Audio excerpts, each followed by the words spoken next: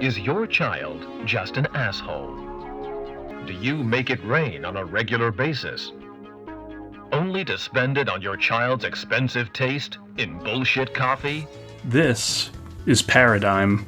It is an absolutely bonkers little indie set in a world where, similar to a lot of moms we see on TikTok, people try to engineer their kids into what they want rather than what they are, like a sloth that vomits chocolate. Sometimes I hate you, Father. Your insatiable urge for candy turned me into this monstrosity. It was such a divergence from what I normally play. I got it on such a whim and on such an impulse because I wanted to throw myself at something random. I wanted to step outside the realm of what I normally play. It's not perfect, the humor doesn't always land, and the format of the story can feel very redundant, but I'm really glad that I got to experience it because it was just so offbeat and interesting. But as silly as this may sound, playing this game wasn't easy, and I don't mean that it was difficult or anything. I mean, deciding to play it made me uncomfortable. I am perpetually feeling guilty for the game that I am dedicating time to. There are so many amazing titles that currently exist and are constantly being put into existence that there is just not enough time to play them all. Yet some games will consistently grab my attention for way longer than they should. They are time vampires.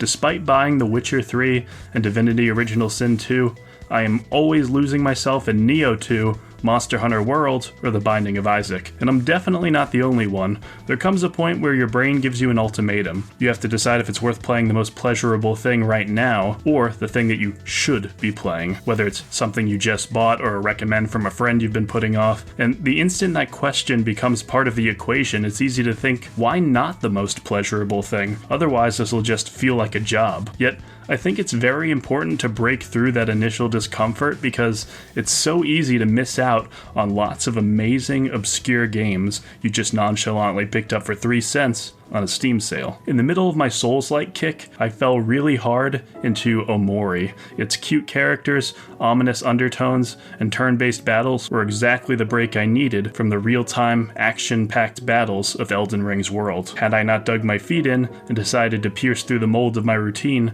I could have missed out on one of the most emotional experiences I've had in a game. Here's something you shouldn't be afraid of, though. Some games are a lost cause, and what I mean by that is, you will inevitably happen across a game in your library that you purchased at some point thinking it was for you, yet despite trying to go back and give it another chance, it still doesn't click. And that's totally fine. It's very easy to get caught up in hype and make that initial purchase. But even the smallest tweak or change to the gameplay can render a game not enjoyable for someone. Some people don't like the fact that Nioh 2's attack animations have lots of ending lag, and cramming in dozens of hours just because you want to check it off your backlog list is a recipe for misery. According to a study by Barry Schwartz, having too many choices leads to something called choice overload, and it's something lots of us subject ourselves to every day when we're perusing through all the game options we have at our fingertips. As the number of options increases, the costs and time and effort of gathering the information needed to make a good choice also increase. The level of certainty people have about their choice decreases, and the anticipation that they will regret their choice increases. Hearing this information made me subsequently cancel my Xbox Game Pass since I already felt overwhelmed by the Steam library alone. But let's say you actually want a method of organizing your backlog and want to chip away at it over multiple days. Well, Steam's category feature will certainly help.